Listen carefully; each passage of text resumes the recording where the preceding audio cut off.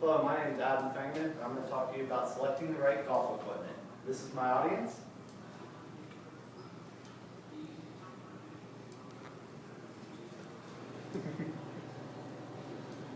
Alright, golf was invented back in 1457 in Scotland.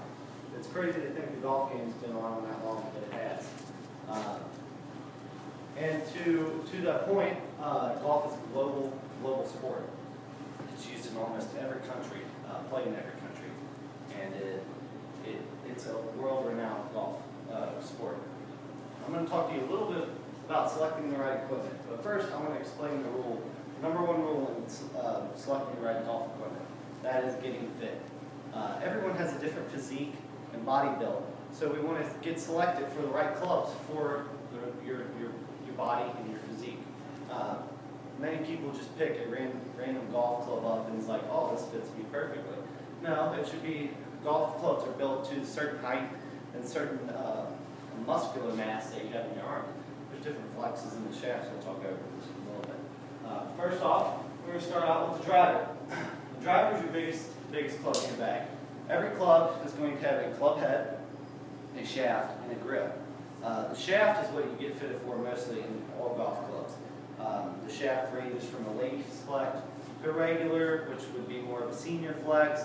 Then there's a stiff, which is a little bit more stiffer flex, and then an extra stiff flex, which is what the Tour Pros use. The club I'm holding here is the Callaway X2 Hot driver.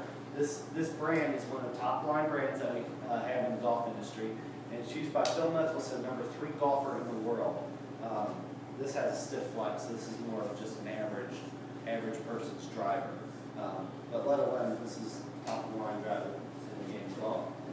The next club we have is fairway wood. This one that I'm holding is a Cobra Baffler. This is used by Ricky Fowler. He's ranked about number 10 in the world.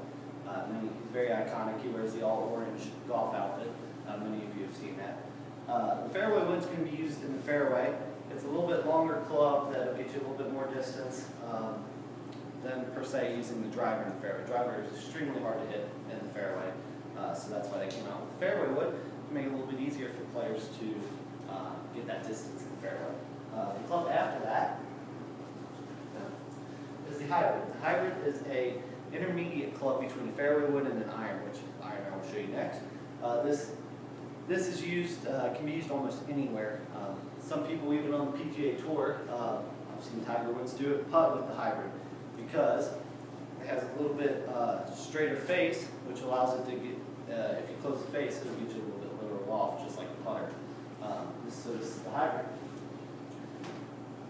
The irons. Irons are the most crucial part of the game. You know, the sets range from a 3-iron all the way down to a 9-iron. And then you get into your wedges, which I'll cover next. The irons are what you're going to use most of your shots in the fairway, rough, bunkers, wherever you may be. You're going to use one of these clubs that you have in your bag. The one I'm holding here is a 7-iron. This is a Ping G20 7-iron. Ping's a little bit for the beginners, like many of you probably are.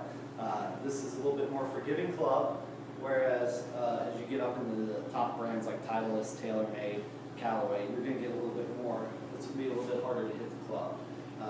In the irons, they have steel shafts. They still have flexes, so it's important to get fitted for the right iron shaft flex as well. Next club we have is the wedge. There's 4 types of wedges. There's a pitching wedge, gap wedge, sand wedge, and lob wedge. The one I'm holding here is a sand wedge, which it says 56, which means the club is a 50 to 6 degree loft. This is the Titleist Bob Vokey wedge. This is the #1 wedge on the PGA Tour and around the world. This is the top of the line wedge that I'm holding here.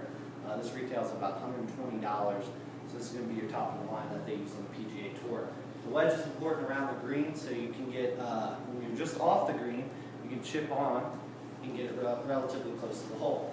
It's a lot easier to hit the wedge than, per se, just trying to hit a 7-iron right next to the green. The last club that we have in our bag is the putter. The putter is used on the green. The putter is the flattest club that we have in the bag, as you can see.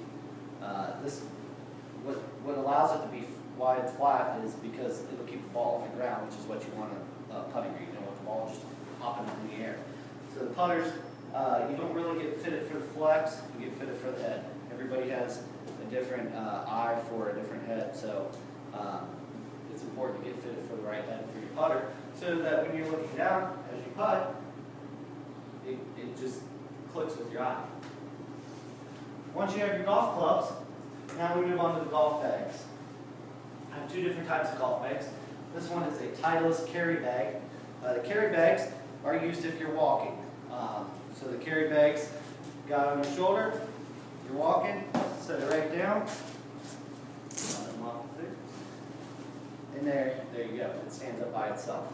So this is great if you like to walk. Now the other bag we have is a bagless cart bag. The cart bag is used if you're just riding on the cart. When you're riding on the cart, you obviously don't have to carry your bag anywhere. So this is a good bag if you're just riding on the cart. Once you have your golf bags, now you can move on to the golf balls. There's two different types of golf balls we have here. The DT Solo, which is more for your amateurs. This will range about $20. Versus the Pro V1. This is the balls they use on the PGA Tour. It's $50 a dozen. So you have several different types of golf balls that you can pick. If you're in between these two, they make a certain brand just for its in between these two balls. Once you have your golf balls, now you're ready to have a little bit of technology to help you with your golf game. It's important to get a GPS or a rangefinder. This will significantly improve your scores as it tells your distance to the hole and to other hazards such as a bunker, lake, obstruction, whatever there may be. So this one I'm holding is a Bushnell Neo XS. It's a watch. It also functions as a GPS, like I said, so it's kind of convenient to have this as well. And the last thing is the Game Golf. This is a digital tracking device that retails at about $200. This is good if you're looking to improve your score because it keeps track of every shot that you hit around the golf course, and then you can go back and review it.